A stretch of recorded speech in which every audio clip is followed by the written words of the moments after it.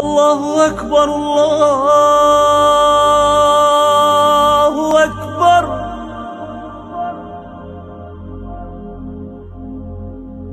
أشهد أن لا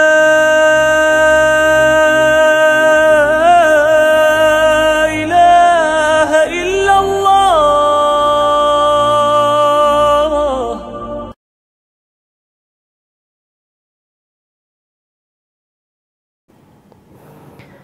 Assalamualaikum warahmatullahi wabarakatuh. Alhamdulillahilladzi bi ni'matihi tatimmus shalihat, rafi'ud darajat wa yarfa'us samawat, wa huwa alladzi yuqabbilut taubat an ibadihi wa ya'fu 'anis sayyi'at. Wassalatu wassalamu ala sayyidis sadat wa sahibil ayatil bayyinat wa ala alihi wa ashabihi wa man tabi'ahum fi sabilil khairat. Wa ashhadu an la ilaha illallah wahdah la syarika lah wa ashhadu anna Muhammadan abduhu wa rasuluhu wa habibuhu la nabiyya wa rasula ba'dah. Ma sya'allahu kan wa ma lam yasha' lam yakun wa la hawla wa la quwwata illa billah. Faya yul hadiruna wal hadirat, usikum wa nafsi bitaqwallah, fattaqullaha ayuhal mustami'un, fa innallaha ma'al muttaqin. Kama qala subhanahu wa ta'ala fil Qur'anil Majid, a'udzu billahi minasy syaithanir rajim. Bismillahirrahmanirrahim. Wattaqullaha wa'lamu annallaha ma'al muttaqin. Al-ayah, sadaqallahu wa rasuluhu, amma ba'du. Allahumma anfa'na bima 'allamtana wa 'allimna ma yanfa'una wa zidna ilma.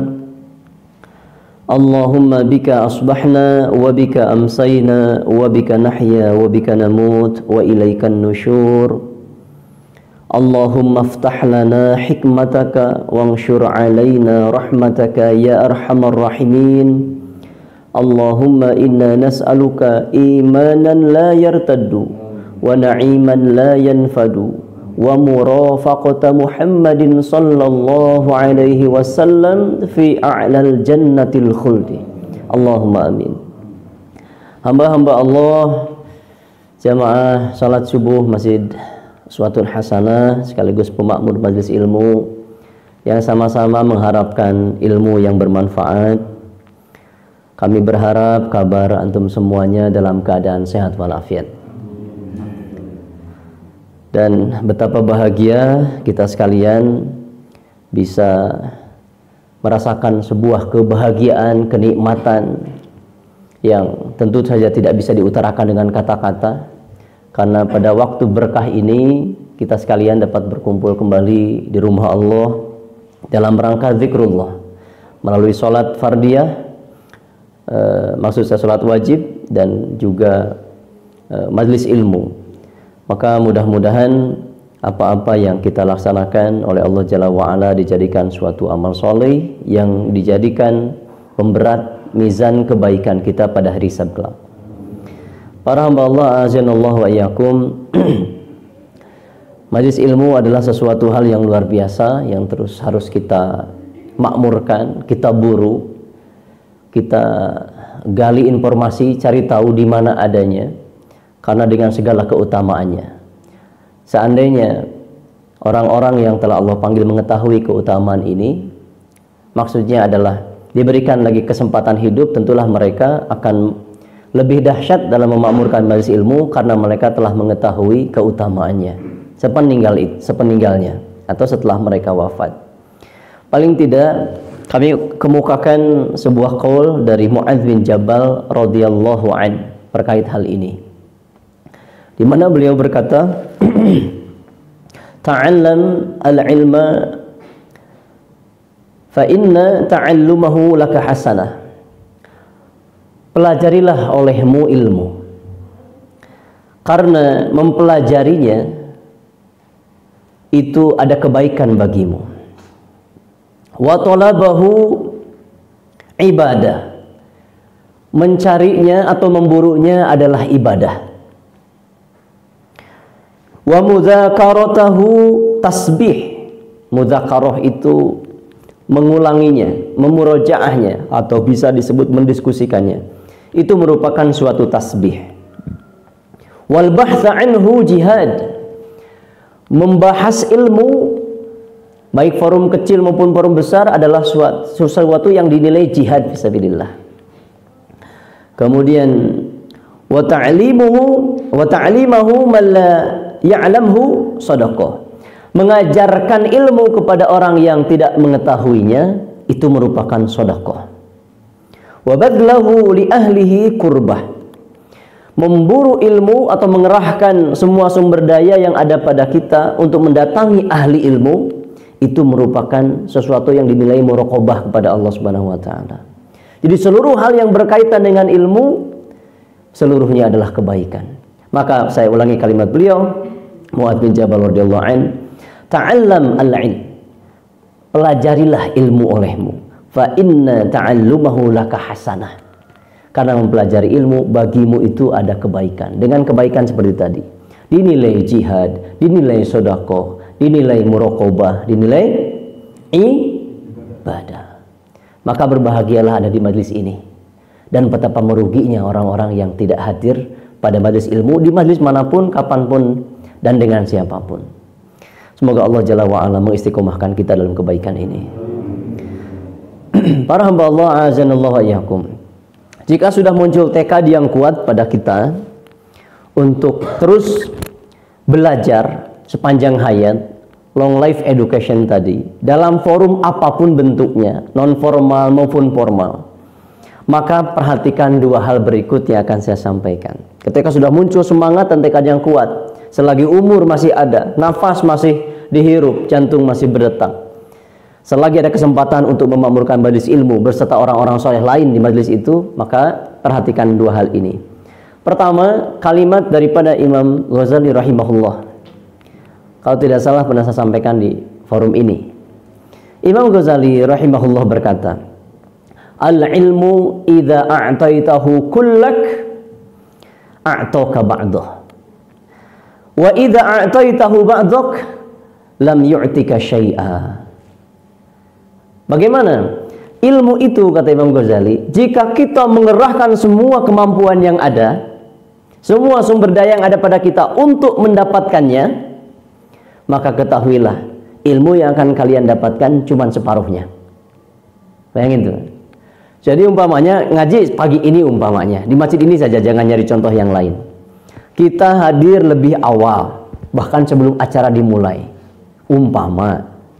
Atau di majelis yang lain pun demikian, datang lebih awal daripada waktu yang diinformasikan. Duduk paling depan, gitu.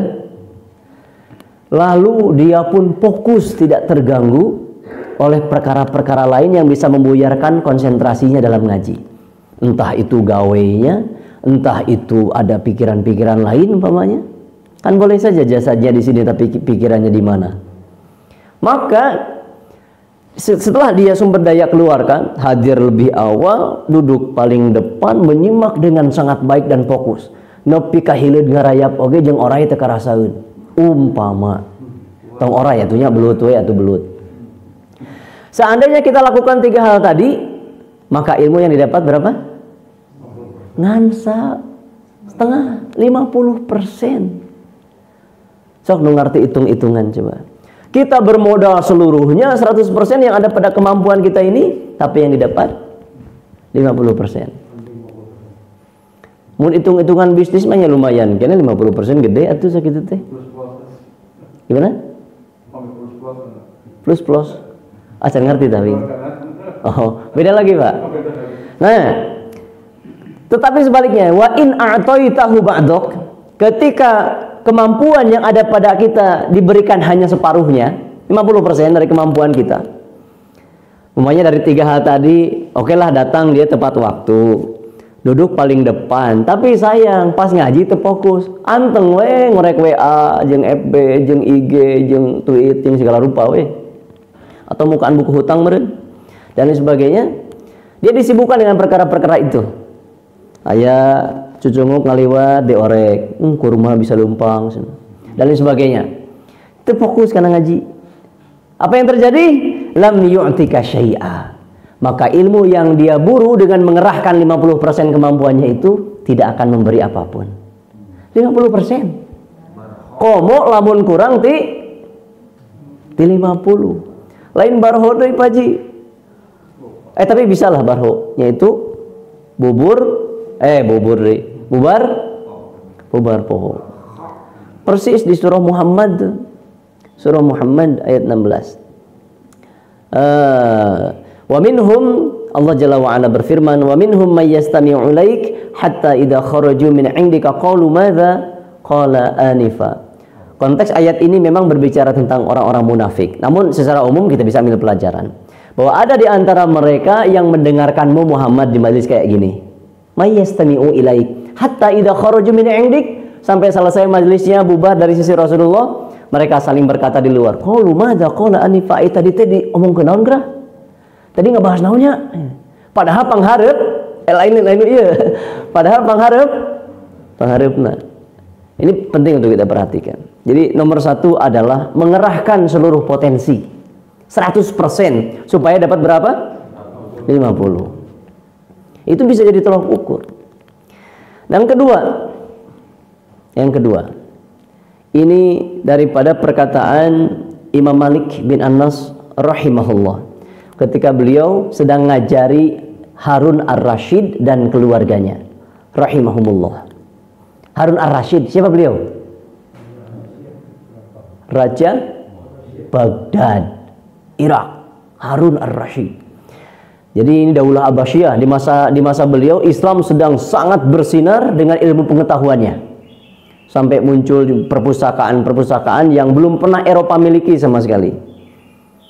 Silakan baca literasi tentang hal itu di buku-buku sirah agar tahu betapa besarnya pada masa itu muslimin. Harun ar-Rasyid semula minta Imam Malik ngajar ke istananya, ke rumahnya. Namun Imam Malik dengan segala kemuliaannya dia jawab, al-ilmu yu'ta wa la ya'ti. Ilmu itu didatangi, bukan mendatangi. Mun hayang diajar ka dieu bahasa si abim gitu. Punten gan mun bade diajar ka dieu dongkap. Karena ilmu itu didatangi. Sanes abdim dongkap ke bumi anjeun gitulah. Karena bahasa beliau lebih santun.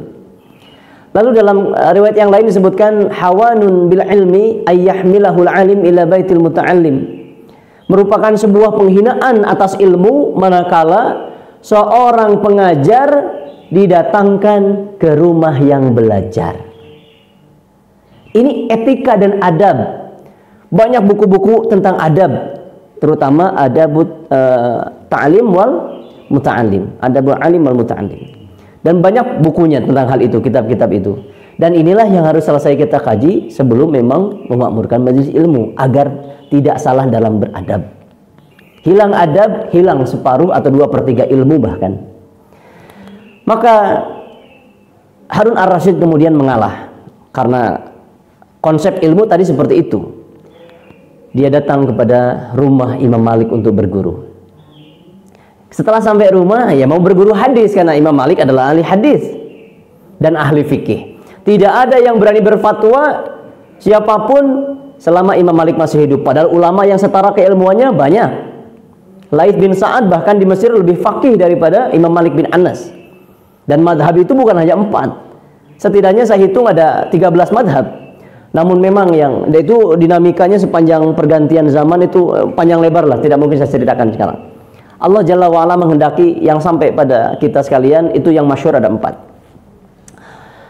Setelah sampai rumah Anas bin Malik, belajarnya gini, punten, bukan mau nyindir saya, cuma mau cerita. Jadi jangan kesinggung. Kita nana kia. Nah, itu bahasa antum ya. Nyender. Imam Malik melihat itu bukan sesuatu yang sopan di majelis ilmu. Bukan saya, Pak. Cerita ini. Lalu Imam Malik menasihati dengan sangat lembut.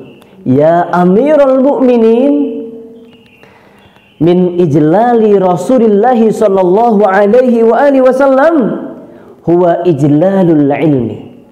Wahai Amirul Mukminin, Di antara memuliakan Rasulullah SAW adalah memuliakan ilmu. Maksudnya begini, kalau saya terjemahkan ke bahasa saya, minimal lah, kalau memang nggak kuat muntah nyender, minimal pas dibacakan hadis mah atau rada cengkan seetik.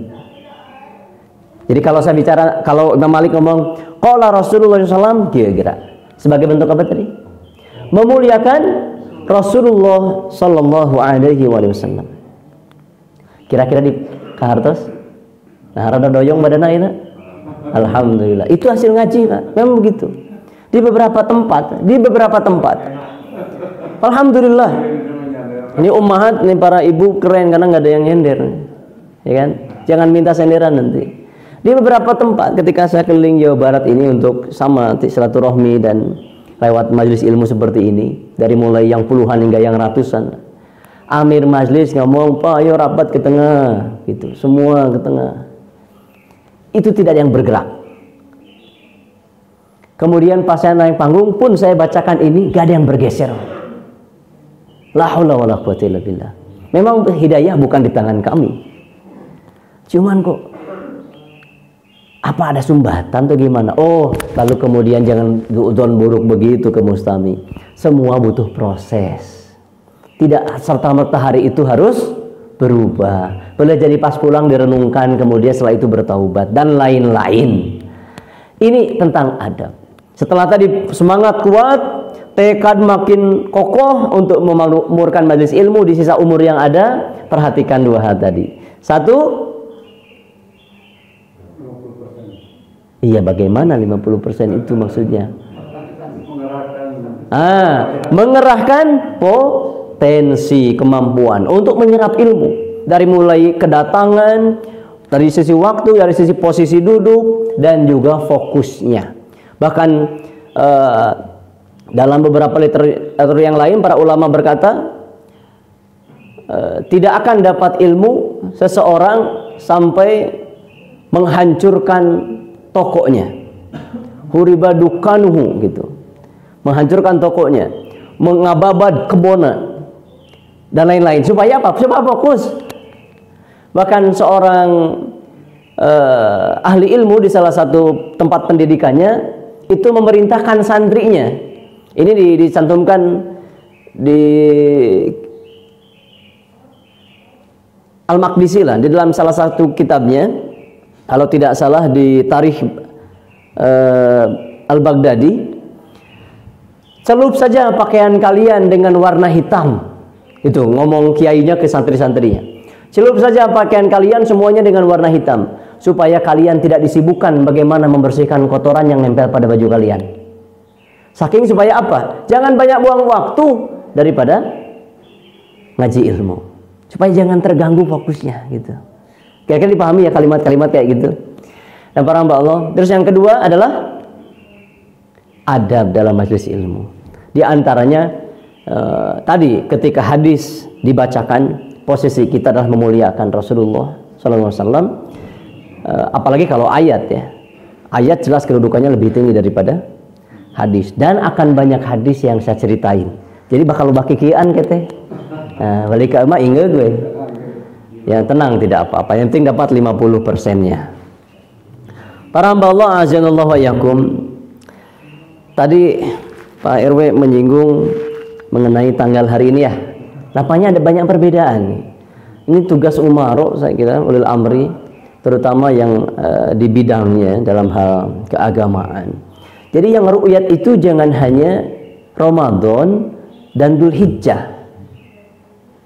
Karena bulan-bulan lain juga butuh ru'yat. Kenapa? Di dalamnya ada Ayyamul Bid kan? Kan harus tepat meren Ayyamul Bid dia. Meskipun itu sunnah sifatnya. Apa bedanya dengan Dzulhijjah? Oh, Dzulhijjah ya hajian wajib sana. Oke lah. Tapi kan paling enggak seluruh bulan itu harus diinformasikan oleh pihak yang berwenang agar umat teredukasi dan ibadahnya benar, tepat waktu maksud saya. Di kalender online saya sekarang tanggal 11 malah. Aneh kan? Tadi Pak Haji bilang apa? 12. Lalu ada yang tadi kalender 14. Iya Pak. Sekarang kan 17 ya. 17 Oktober. 17 Nah kalau di kalender hari libur Maulid itu tanggal 19. Oh, nya kan dipindahkeun. Oh. Tapi di bulan Maulid atau bulan awalnya itu tanggal 14. Berarti 12 itu hari ini berarti. Ya. Mudah-mudahan Allah lebih sawab. Tapi pada dasarnya memang tidak bernuansa hukum apapun memang. Namun ada hal yang lumrah dilakukan sebagian kaum muslimin tanpa terikat dengan tanggal persisnya kapan. Karena itu ulama syirah juga berbeda pendapat akan hal itu. Insya Allah kita akan angkat tema ini secara khusus, eksklusif. Jadi untuk Al-Yaum An-Nabi itu ya mudah-mudahan masih bersambung dengan hal itu ya. Tapi saya akan angkat tema hal ini, Maulid Rasulullah SAW dari sisi yang lain, gitu, insya Allah. Dan ada pembelajaran yang sangat mahal untuk kita dan keluarga. Sebelum mendalami hal itu, saya ingin bertanya terlebih dahulu tentang berbagai peristiwa yang terjadi pada bulan Rabiul Awal. Yang sekarang sudah tanggal belasannya, mudah-mudahan. Ada peristiwa apa saja di bulan ini sepanjang sejarah Islam? Satu, jelas kelahiran Nabi SAW, sahih. Dua, wafatnya Nabi SAW. Sebelum wafat kan apa dulu Nabi? Setelah lahir kan berarti hidup dulu tuh. Ada apa dulu tuh di tengah-tengah itu sebelum wafatnya? Hijrah. Nah, hijrah maksud di sini adalah sampainya Rasulullah ke Yathrib, ke Kubah. Itu bulan Rabiul Awal. 4. Mulai sunyi kan? 4. Saya juga nanya ini aslinya, nggak tahu saya. Pada masa Abu Bakar itu pembebasan kota Bushro, pakai sod, Busro. Masih ingat mungkin tarikh di mana Rasulullah dibawa oleh Abu Thalib pamannya dagang ke Syam, lalu bertemu seorang rahib dari Nasrani yang bernama Bahiro. Nah itu tadi Busro. Pada masa Abu Bakar, Busro kemudian terbebaskan dan masuk pada wilayah kaum muslimin. Alhamdulillah, di masa Abu Bakar. Tentu maksimal di masa Umar karena Romawi, Persia tutup semuanya. Lalu yang ke berapa sekarang? 5. Yang kelima ini menyedihkan sebetulnya. Nanti berlalu masa Khilafah Rasyidah, masuk masa Umayyah, masuk Abbasiyah, lalu Umayyah juga 2 kali. Yang pertama tentu di Jazirah Arab, yang kedua di Cordoba, Andalusia. Dan pada bulan Rabiul Awal juga ya, muslimin jatuh kali kedua untuk generasi Umayyah ini. Yang terakhirnya, pertahanan terakhir adalah di Granada. Di Granada. Itu muslimin 400 tahun di Andalusia, Spanyol. Dan banyak peninggalan kaum muslimin yang hari ini dinikmati oleh orang-orang Eropa. Ya. Madrid dan lain sebagainya itu bukan hanya terkenal bolanya sekarang. Itu negeri kaum muslimin pada masa itu. Dan orang-orang asli Andalus menyambut kaum muslimin dengan sangat gembira karena mereka beratus-ratus tahun berada dalam penindasan orang Nasoro. Gitu. Silakan pelajari sejarah-sejarah itu, karena ini semua kebesaran kaum muslimin. Lalu di bulan Rabiul Awal juga terjadi wafatnya sang pembebas Konstantinopel, yaitu Muhammad Al-Fatih. Itu di antara sekelumit peristiwa yang terjadi pada bulan Rabiul Awal. Selanjutnya pertanyaan saya yang kedua. Pertanyaan yang kedua. Sebelum Rasulullah alaihi salatu wasallam menerima surah Al-Alaq ayat 1 sampai 5, beliau sudah jadi nabi atau belum? Itu pertanyaannya. DKM door prize pokoknya ya. Ingin mencintai nabi harus, bukan harus, itu pertanyaan salah saya kira. Ingin nggak mencintai nabi? Salah pertanyaannya. Harus cintai nabi. Tentu kita tidak akan bisa dalam mencintai nabi dan tidak mungkin selevel dengan para sahabat kecintaan kita. Tapi paling tidak ada kecintaan, maka kecintaan ini disyaratkan dengan ma'rifah, pengenalan. Ayo, masih banyak PR kita tentang Rasulullah yang belum kita ketahui. Buku sirah berlimpah. Mau versi apa? Dan untuk pembicaraan pagi ini saya banyak akan ngutip dari Sirah Ibnu Ishaq dan Ibnu Hisham, mayoritasnya. Nabi sebelum dapat surah Al-Alaq 1-5 itu sudah jadi nabi atau belum? Jawabannya belum. Mengapa? Karena memang belum. Itu akan kita koreksi. Imam Asy-Syaukani dalam Fathul Qadir, itu di kitabnya, tolong nanti baca kalau punya. Kalau belum ada ya beli, kalau belum punya minta dibacain. Sekarang saya bacakan cuplikannya. Tapi minta dulu dong, bacain ulah. Bacain. Ulah kepaksanya. Imam Asy-Syaukani rahimahullah, beliau memberikan definisi yang rinci tentang Nabi dan Rasul. Selama ini kan kita yang tahu bedanya Nabi dengan Rasul apa? Kalau Nabi katanya, Pak Haji, wahyu untuk diri sendiri. Kalau Rasul untuk orang lain, meskipun hanya untuk satu orang gitu ya, untuk kaumnya terbatas. Apalagi selain itu? Nabi mah loba, Rasul seetik umpama gitu. Naon deui? Tilu aslina para syid aya kendor pres kemah termotivasi. Sugan kudu kitu mah gitu deui. Rasul mah untuk umat tertentu, sementara Nabi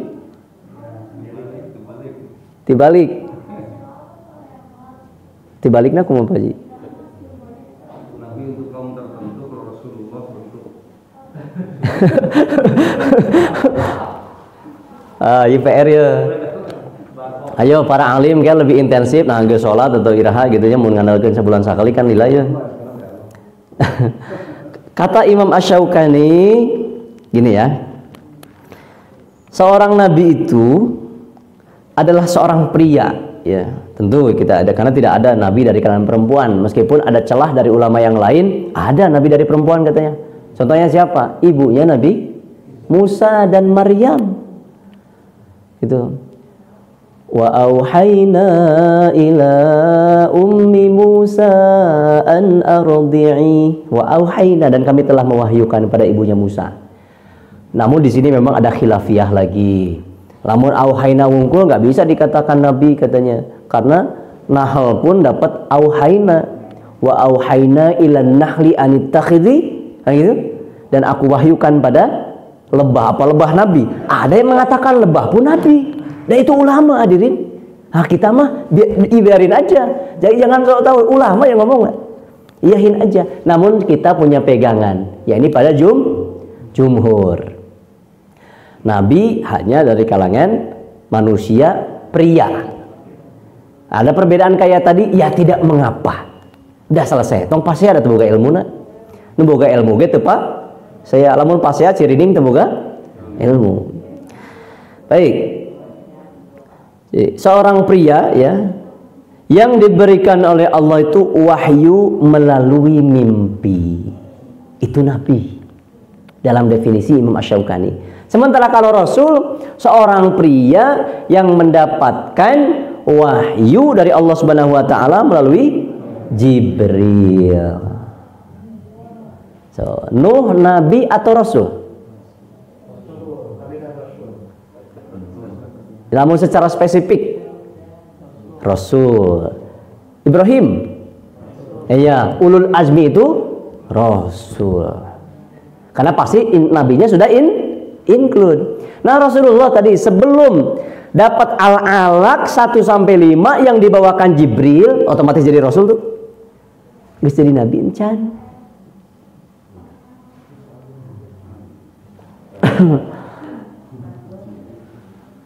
Ai kudapan aya naon ieu? Sudah hadirin, sudah. Mengapa? Nah, karena beliau mendapatkan mimpi. Ini disebutkan dalam Sahih Bukhari dari Aisyah radhiyallahu anha, ya, bahwa Rasulullah SAW itu mendapatkan mimpi, nyari ar-ru'ya as-solihah, mimpi yang baik. Bagaimana bentuknya? Diceritakan dalam hadis, yakni melihat terbitnya matahari. Itu sebuah indikasi bahwa hari yang cerah akan dimulai. Permulaan peradaban gitu lebih kurang. Bukan Jepang ya matahari terbitnya. Bukan Shinto ini ceritanya. Tapi betul-betul sebuah gambaran yang kemudian ditakwil para ulama sebagai pembaharu. Itu untuk melakukan sebuah perombakan besar terhadap peradaban manusia. Lalu yang kedua, diberikan oleh Allah semacam ilham, tadi auhayna itu, kesenangan untuk bertahanus, menyendiri. Maka beliau lakukan selama 3 tahun berturut-turut. Jadi usia 38, 39, 40 bertahanus. Dan goanya masih sama, goa Hiro. Namun di umur yang 40 sudah ada mimpi. Jadi memang kesenangan dulu untuk bertahanus, melihat peradaban yang ada asa kieunya gitu. Ningali kesewenang-wenangan, ketidakadilan, perempuan dinistakan gitu. Kezaliman merajalela. Itu mulai muncul ketidaksukaan itu. Maka Rasulullah bertahanus. Nah, di umur 40 di tahanus tahun ketiga Ramadan itu ada mimpi-mimpi. Dan itu terjadi 6 bulan sebelum turunnya Al-Alaq 1-5. Jadi beliau telah jadi Nabi selama 6 bulan. Dan itu terjadi pada bulan, kan kita sepakat Ramadan tuh ya, surah Al-Alaq itu. Baik, begitupun Lailatul Qadar, surah Al-Alaq seluruh wahyu turun. Lalu setelah itu dicomot Al-Alaq juga bulan Ramadan. Kita sepakat untuk hal itu. Meskipun lagi-lagi banyak ada khilafiyah yang ada di situ. Jika ngitung mundur ke belakang 6 bulan sebelumnya itu bulan naon? Coba kita hitung bulan naon. Ya Ramadan. Sampai mehna Sya'ban. Sampai mehna deui Rajab. Sampai mehna deui Jumadil Ula. Jumadil Tsani, terus Jumadil Ula, terus Rabiul Akhir. Bahkan sebetulnya Rabiul Awal. Kalau ngitungnya tadi 6 bulanan, berarti kan enggak pas 6 bulannya, kan sebelumnya. Jadi kalau dihitung lagi ke awal tadi pembicaraan peristiwa yang terjadi di bulan Rabiul Awal itu juga adalah mimpinya Nabi SAW, yakni ar-ru'ya as-shalihah. Sampai sini bisa dipahami? Nah, lumayan ada tambahan referensi dalam pengenalan terhadap Nabi SAW. Baik. Para hamba Allah azza yakum, kita akan berbicara tentang peristiwa kelahiran Rasulullah sallallahu alaihi wasallam. Yang perlu saya kedepankan sebelum mulai saya detailkan tentang hal itu dalam waktu yang terbatas, sehingga hari ini keder saya, Pak, keder aslinya. Kita belajar dari kecil, apalagi yang semenjak mondok dari usia SD itu aneh. Sana sampai hari ini mengenai Maulid Rasulullah SAW itu jadi polemik. Ada yang mengatakan bid'ah, ada yang mengatakan subhat, ada yang mengatakan macam-macam. Dan tidak ada bosnya tiap tahun diulang. Masa debat tiap tahun lah. Dan temanya masih sama. Padahal kalau ditarik ujungnya, garis benang merahnya kita tarik, begini saja kesimpulannya. Insya Allah saya sudah baca literasi semua itu, Pak. Yang pro sudah saya baca di kitab-kitabnya, yang kontra juga sudah dibaca. Ternyata benang merahnya adalah yang mau mengamalkan silakan, yang tidak ingin mengamalkan juga silakan. Dan jumhur justru memberikan rekomendasi jika memang terdapat muatan-muatan positif di dalam peringatan hari Maulid itu. Bayangkan. Karena di dalamnya dibacakan sholawat, dibacakan sirah nabawiyah, bahkan tidak sedikit yang membacakan, ada berjanji kan? Isinya apa itu? Sirah.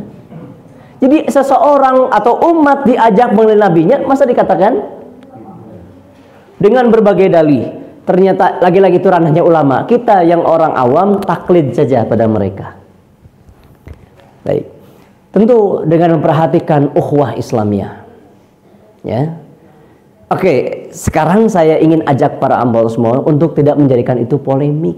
Dan sudah beres di tangan para ulama. Kalau ingin detail, baca yang utuh seluruhnya.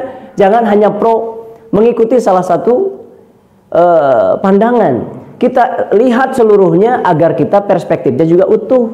Melihat kaum muslimin dengan penglihatan yang rahmat, Karena memang kita harus bukan hanya rahmatan lil alamin, tapi juga harus internal dulu, rahmatan lil muslimin. Itu apa namanya, mindset. Baik, sekarang kita masuk pada apa namanya, kelahiran Nabi SAW. Jika di surah Al-Anbiya ada kalimat qul wa ma arsalnaka illa rahmatan lil alamin.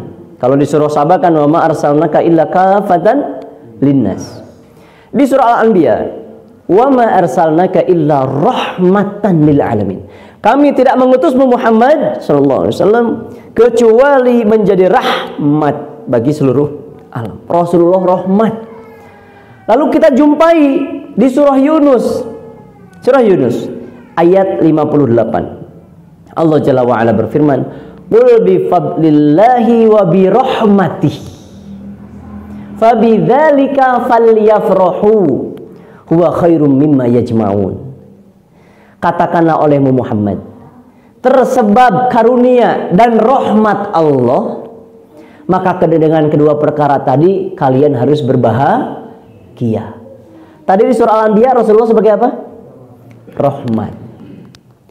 Di surah apa tadi? Yunus Allah berfirman dengan rahmat Allah kita harus. Rasulullah itu sebagai rahmat dan lahir ke dunia ini. Masa dengan kelahirannya kita tidak berbahagia? Kan aneh, Pak. Kalau dengan lahirnya anak kita saja kita sampai akikah, kita sampai nyebar undangan itu, bahkan hitannya pun kita buat perayaan.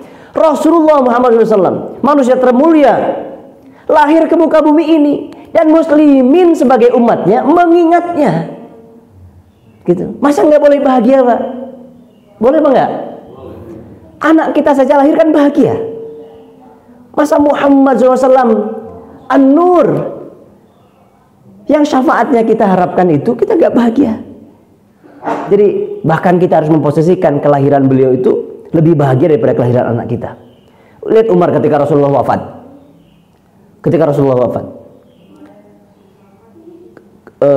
Ketika dapat kabar bahwa di Darun Nadwah, bantu saya ingatkan sirahnya. Sahabat Ansor sedang berkumpul, bukan di Darun Nadwah tapi di mana? Untuk menunjukkan pengganti Rasulullah dari kalangan Ansor. Di mana kira-kira? Masih tidak jauh dari Masjid Nabawi. Masya Allah, terlupa saya. Umar itu orang Ansor keur ngalumpul cenah rek angkat pimpinan. Gitu. Maka kemudian coba kamu panggilkan Abu Bakar yang sedang di rumah Nabi itu.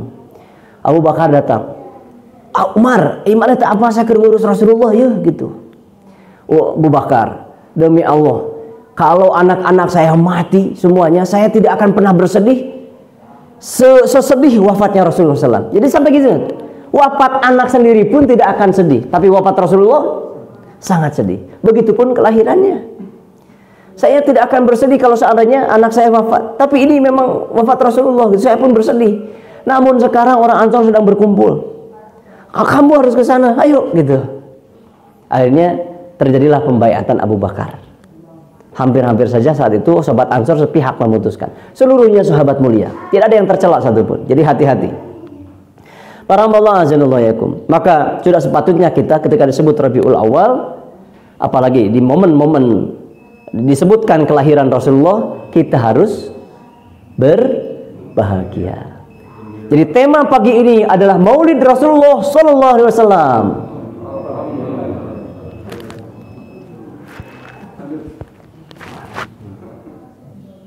Bahagia tuh? Alhamdulillah. Aslinya ya begitulah. Bagaimana nih peristiwanya? Sebenarnya saya potret tiga saja peristiwanya karena terlalu panjang nih dan sudah terdengar bunyi bel tadi, bel sarapan. Sekali lagi seluruh riwayatnya saya banyak nukilkan dari dua kitab sirah besar tadi, yaitu Ibnu Ishaq dan Ibnu Hisham. Dan ini saya anggap puncak dari ilmu sirah, jadi jenjang terbawah terus sampai tertinggi ini di kitabnya karena sangat lengkap. Dari Khalid bin Ma'dan, dari para sahabat Rasulullah SAW, mereka bertanya ke Rasulullah, ya Rasulullah, akhbarna an nafsik, ya Rasulullah, ceritakan tentang diri Anda kepada kami, gitu lebih kurang. Qal da'watu Abi Ibrahim wa busyra Isa. Saya ini adalah doa bapak saya Ibrahim. Kan kita tahu di Quran kan, Rabbana wab'ats fihim rasulan minhum yatlu 'alaihim itu. Nah, itu doa Nabi Ibrahim. Dan beliau menjawab da'watu Abi Ibrahim. Saya adalah doa bapak saya Ibrahim. Wa busyra Isa, dan saya adalah kabar gembira yang diberitakan oleh Isa alaihi salam. Wa ra'at ummi hina hamalat bi ka'annahu kharaja minha nur ad'at lahu kusura busra min ardi Syam. Lalu ibu saya melihat, ya, ketika saya sedang dikandung beliau, seolah-olah keluar dari rahim beliau itu cahaya yang menerangi istana-istana Busra, yaitu di bumi Syam. Dari semua riwayat hanya ini yang paling otentik, karena memang banyak riwayat lemah. Inilah yang paling otentik karena terdapat dalam Sirah Ibnu Ishaq. Ibnu Hisham juga menyebutkan hal ini min tariqati akhrajahu Tabrani fi tafsirihi wal Hakim fi mustadrakihi wa qala sahih al isnad walam. Jadi ini sangat sahih lah, dan telah bersepakat ini Imam Zahabi juga wangdur silsilah sahihah. Bahkan Imam Al-Albani juga menyantumkan ini dalam silsilah sahihahnya. Imam Al-Albani, Muhammad Nasiruddin Al-Albani, alhamdulillah di rumah ada dua kitabnya. Jadi ada peristiwa apa dalam kelahiran Nabi SAW, yakni ibu Rasulullah Aminah radhiyallahu anha. Jadi jangan mengatakan orang tua Rasulullah di mana? Di neraka, hati-hati. Sebelum Nabi diutus, seluruhnya adalah masa fatrah, kekosongan. Nanti orang-orang yang berada pada masa fatrah di hari kiamat akan diutus kepada mereka seorang Nabi. Nanti kemudian diberitakan, saya adalah Rasulullah. Di antara mereka ada yang beriman, di antara mereka ada yang tidak beriman. Dan tentu dengan segala hormat kita pada baginda Nabi SAW, orang tua beliau Abdullah bin Abdul Muttalib dan Aminah binti Wahab itu akan beriman insya Allah pada putranya Rasulullah SAW. Dan ini menyiratkan bahwa kelahiran anak-anak kita pun coba sikapi sebagai kelahiran cahaya. Setiap kali istri kita mengandung tuh sambut dengan optimisme. Anak pertama kan, Pak, Mama telat cenah gitu. Anak pertama ya telat naon mah? Itu telat ngadeg meureun gitu. Nganeg lain ngadeg, nganeg. Bagja teu pas harita anak pertama teh bungah teh harita. Wah, diciuman perutna ge atuh. Anak kedua gitu enggak? Anak kasalapan, Pak, nganeg deui. Inna. Kenapa berbeda dengan anak satu? Seluruh kehamilan istri kita itu kan perbuatan kita. Ulah nepi kayak bahasa kabobol. Ya Robi, nah jadi gitu prinsipnya teh. Iya akal di mana itu? Seluruh kehamilan itu kita sambut. Mudah-mudahan, karena kita tidak pernah tahu anak mana yang akan mengangkat derajat orang tuanya dunia dan akhirat. Sambut gembira semuanya seperti ya kelahiran cahaya tadi. Masya Allah. Kullu mauludin yuladu alal fitrah. Jangan khawatir mereka tidak menumpang rizki pada kita. Bahkan boleh jadi karena kehadirannya kitalah yang numpang rizki pada mereka. Karena dititipkan lewat kita. Di Quran disinggung 2 kali itu. Ya. Nahnu narzukuhum wa iyyakum. Nahnu narzukukum wa iyyahum. Supaya jangan takut miskin. Itu. Di surah Al-Isra dan seterusnya. Baik. Bahkan Rasulullah menganjurkan kita ini banyak anak. Banyak anak bukan banyak istri. Jadi tenang para ummahat ya. Aina ngomong gitu saja. Kan banyak anak dari banyak. Kan kata Nabi, aku akan membanggakan umat, akan berbangga-bangga dengan banyaknya umat. Bikasril umam tazawwajul walud al wadud. Nikahilah perempuan yang lembut, dan juga subur, karena aku akan berbangga pada hari kiamat dengan banyaknya umat. Maka kata Gus Baha itu, cara kita nolong agama Allah ini cukup mudah. Jika tidak bisa dengan logika dan argumentasi, maksudnya dengan ilmu, hujjah, maka belalah agama ini dengan banyaknya anak, dengan kuantitas. Karena memang mayoritas itu bisa menentukan.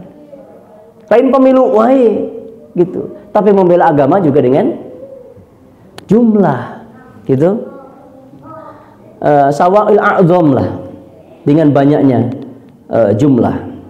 Baik, itu peristiwa pertama. Peristiwa kedua, setelah lahir, karena banyak, saya tidak akan mungkin detailkan di Cahaya tadi karena cukup banyak riwayatnya. Peristiwa kedua, ketika lahir gitu Rasulullah, Nabi kecil ini, dan posisi Aminah melahirkan pun disebutkan dalam beberapa riwayat. Sangat luar biasa unik, dan itu ternyata dibuktikan dengan dunia kesehatan hari ini. Jadi kita udah bicara lama hal ini. Coba yang sedang trendy hari ini melahirkan posisi gimana? Berdiri agak jongkok kan? Aminah demikian, hadirin. Aminah demikian. Disebutkan dua riwayat, satu berdiri, yang kedua ya berdiri tapi dengan lututnya, terus agak doyong sedikit gitu. Seperti itu. Dan Aminah tidak merasakan sakit baik dalam keadaan ngandung maupun melahirkan. Tidak seperti wanita kebanyakan yang hamalat ummuhu wahnan ala wahnin, hamalathu ummuhu kurha, wah lelah, nyeri dan lain sebagainya. Aminah pengecualian. Dan itu penuturan Aminah sendiri di buku-buku sirah sebagai sebuah pengkhususan. Nah, ketika lahir, karena tentu nggak bisa sendiri juga, ada yang bantu tetap. Di antara yang membantu yang dan mengetahui kelahiran beliau adalah Suwaibah. Suwaibah ini siapa? Seorang budak perempuan milik Abu Lahab. Tuan gitu. Abu Lahab. Abu Lahab, tahu siapa beliau kan? Rasulullah itu punya paman 10. Jadi Abdul Muthalib punya anak 10. 6 wafat sebelum Rasulullah diangkat jadi Nabi. Yang tersisa 4. Hamzah, Abbas, Abu Lahab, dan Abu Thalib. 2 masuk Islam, 2 tidak. Gitu. Tuhan, keponakan Anda telah lahir. Gitu. Itu Abu Lahab, para hamba Allah, mendengar kelahiran keponakannya yang yatim ini, sangat bahagia. Faliyafrahu tadi. Abu Lahab saja senang. Benarkah berita apa yang kamu sampaikan? Betul, wahai Tuhan. Kalau begitu, kamu bebas. Gitu. Membebaskan budak pada masa itu adalah perkara besar dan tidak murah. Saking bahagianya itu, kalau gitu kamu bebas karena telah menyampaikan berita gembira ini. Masya Allah. Simkuring ngalarai itu. Karena hal tadi, karena gembiranya Abu Lahab tadi dan membebaskan Suwaibah. Dan Suwaibah kemudian diperintahkan untuk menyusui Muhammad, bayi Muhammad kecil. Karena Aminah asinya tidak lancar atau tidak banyak. Suwaibah bukan hanya Halimah As-Sa'diyah yang nyusui, tapi juga ada Suwaibah. Masih dalam kitab yang sama yang saya rujuk tadi, disebutkan beberapa riwayat nih. Karena senangnya Abu Lahab, maka beliau siksaannya di dalam barzah dan juga di neraka itu diringankan. Ini disebutkan dalam riwayat. Ya. Dan siapa yang meriwayatkan coba? Imam Bukhari. Mau bantah? Bukhari yang hafal 100.000 hadis sahih dan hafal 200.000 hadis dhaif, dan dimasukkan ke dalam kitabnya sekian ribu hadis sahih. Di antaranya ya ini. Kalimatnya supaya saya tidak salah kutip. Wa Suwaibatu maulatu li Abi Lahab. Suwaibah adalah maula, budaknya dari Abu Lahab. Karena Abu Lahabin a'taqaha fa arda'at an-nabi sallallahu alaihi wasallam. Kemudian Abu Lahab membebaskan Suwaibah dan diperintahkan untuk menyusui Nabi sallallahu alaihi wasallam. Lamma mata Abu Lahab, ketika Abu Lahab mati, saya tidak bisa sebut wafat di sini. Ketika Abu Lahab mati, uriyahu ba'du ahlih, sebagian keluarganya melihat Abu Lahab di mimpi, gitu ya, melihat di mimpi. Bisyarri hibatin ay bisu'i halin, dalam keadaan yang sangat jelek, gitu, yang sangat buruk. Qala lahu, kemudian keluarganya ini bertanya dalam mimpi tadi, apa yang menimpamu, gitu lebih kurang. Qala Abu Lahab menjawab, lam alqa ba'dakum ghairu anni suqitu fi hadhihi bi'ataqati Thuwaibah. Kata Abu Lahab, saya tidak mendapatkan sesuatu pun, ya, kecuali saya dikasih minum tersebab dulu waktu di dunia telah membebaskan Thuwaibah. Bukan pembebasan budaknya, tapi bahagianya atas kelahiran Rasulullah Sallallahu Alaihi Wasallam. Karena ada riwayat lain, jadi bukan pembebasan budak. Wa qad ruya an Abu Lahab ruya ba'da mautihi fin naum. Seseorang dari keluarganya bermimpi dan melihat dalam tidur keadaan Abu Lahab. Faqila lahu ma haluka, bagaimana keadaanmu wahai Abu Lahab? Faqala finnar, saya di neraka, gitu. Illa annahu yukhaffafu anni kulla lailatin itsnain, kecuali saya tidak mendapatkan sesuatu apapun di neraka ini kecuali siksa, dan tidaklah dari siksaan itu kecuali saya dapat keringanan pada hari Senin. Mengapa? Wa amusu min baina asbu'i ma'an biqadri hada, dan aku dapat sedikit air dari jariku, maksudnya dari ibu jari, begini, nyedot curug, air cairan seetik lah, sebagai bentuk keringanan siksa dari Allah Jalla wa'ala. Tersebab apa? Wa asyara ila nuqrati ibhamihi, tadi ditunjukkan ibu jarinya. Wa anna dzalika bi'taqili Thuwaibah, tersebab pembebasan Thuwaibah indama basyaratni biwaladati Muhammad sallallahu alaihi wasallam wa abi irda'iha lahu.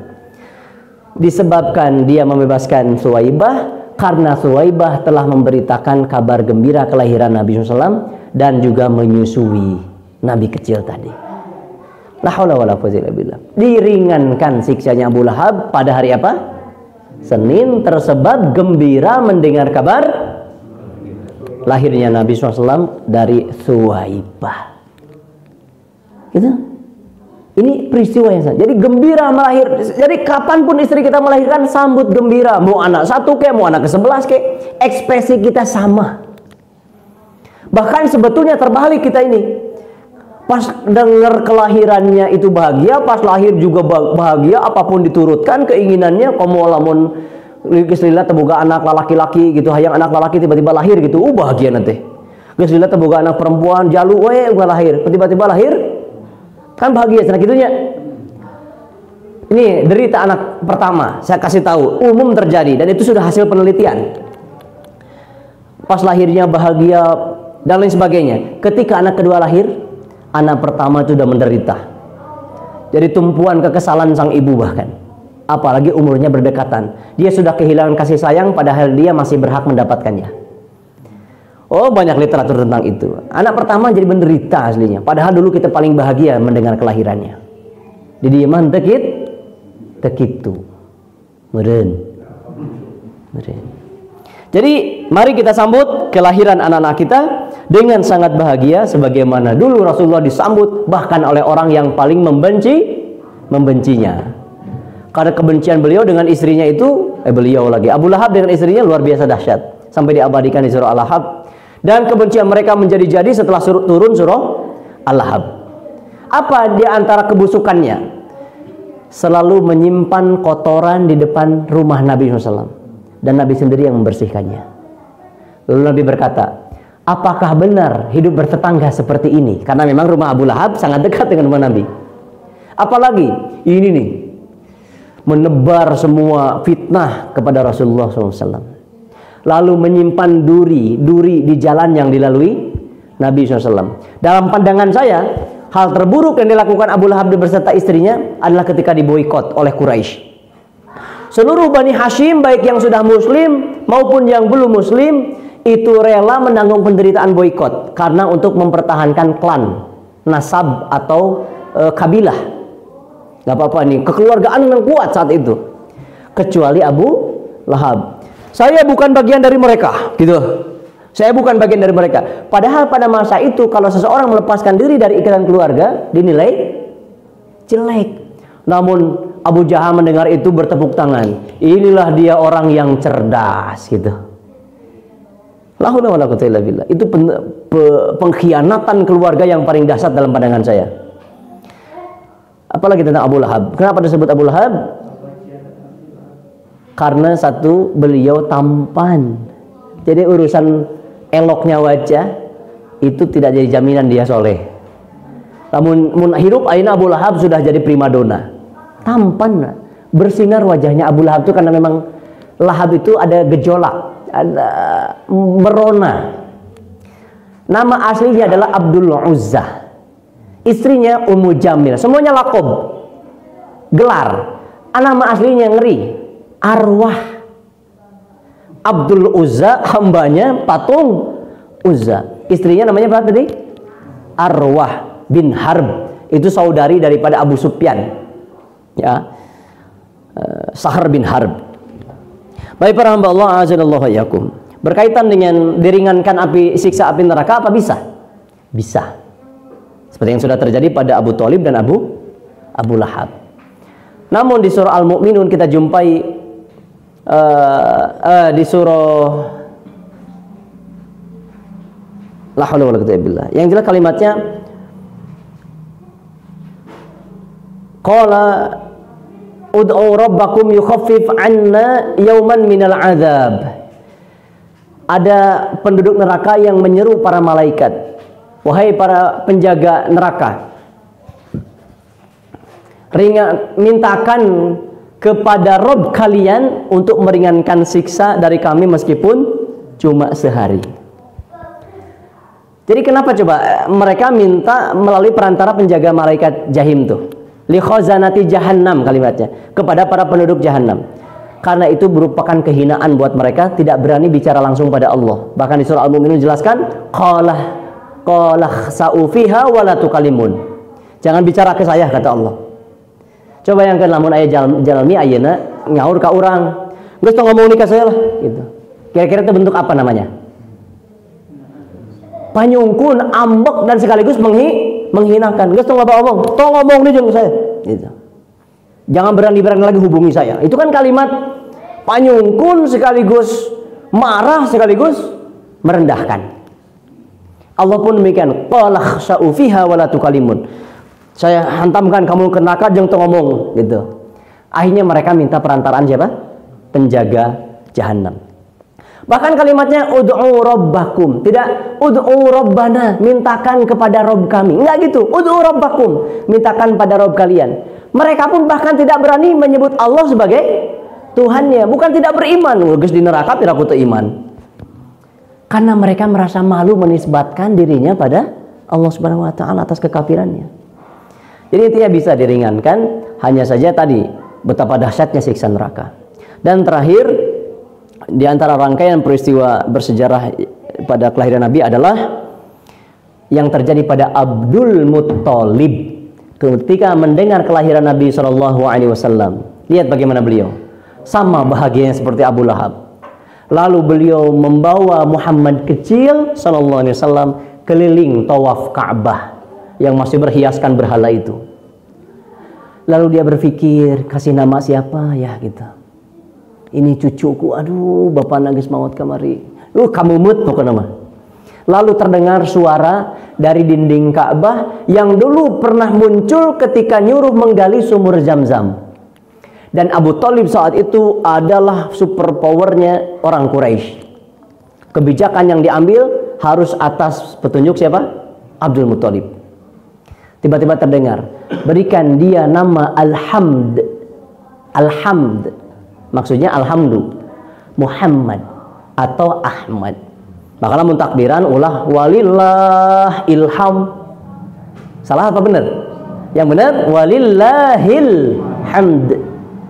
Di masjid-masjid itu barudak, di mana barudak? Walillah ilham. Aduh, ayo bener-bener kene cik urang teh. bener kan jauh masjidna. Kadang katoa kan kadang kemana-mana. Jadi bahasa Arab jika diajarlah seetik-seetik mameh teu salah ngucap maksudnya. Kemudian dikasih nama Muhammad. Orang-orang Quraisy kan heran, Mas. Karena nama Muhammad asing.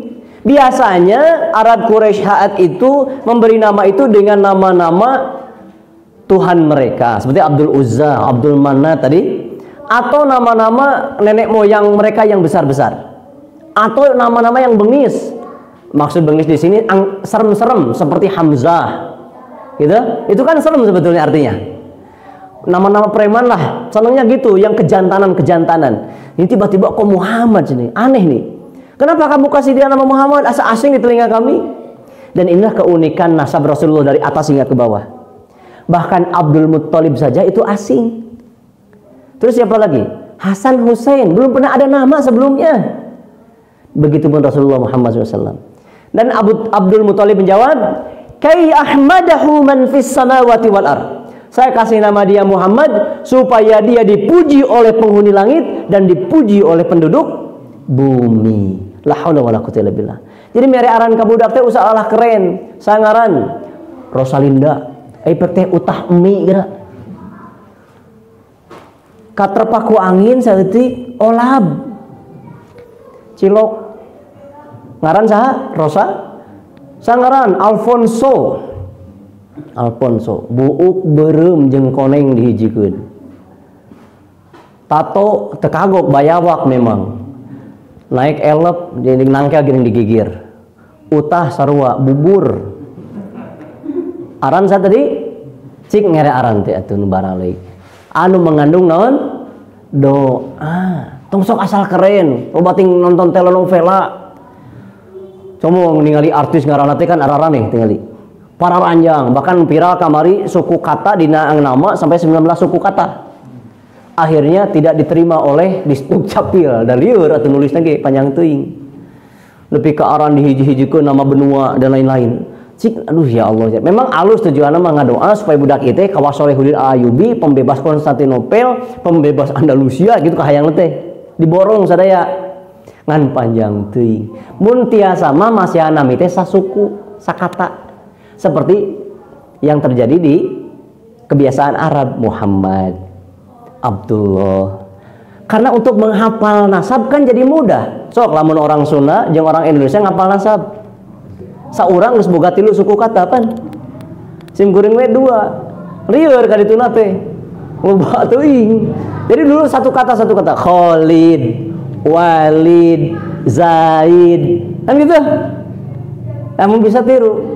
Sim kuring insyaallah mau lahir anak nu kaopat tek diaran nu sakata we. Ya gitu insyaallah. Nya teh nu kahiji jadi sakata we. Barakallahu assalamualaikum. Abdul Muttalib jawab demikian. Kai ahmadahu man fis samawati wal ard. Dan sudah terbukti beliau menjadi orang yang dipuji di langit dan di bumi. Yang kedua, ketika Aminah wafat, dia umur berapa? Terus Aminah wafat Nabi umur berapa?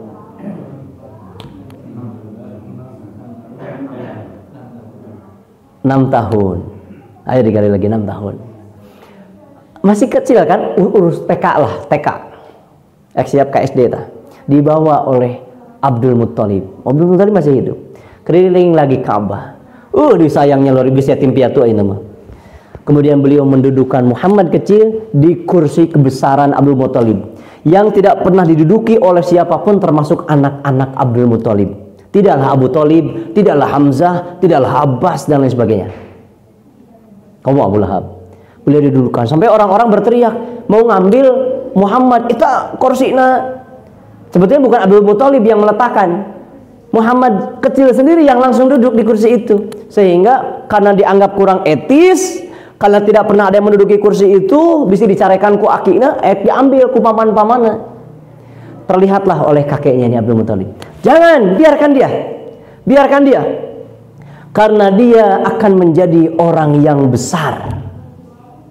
Bayangkan optimisme dan doa. Ningali budak teh kitu hadirin. Mun nyoret mobil beka bahre tong dicarekan, kamu akan jadi insinyur. Itu geus kapikiran tah 500.000. Keun antep.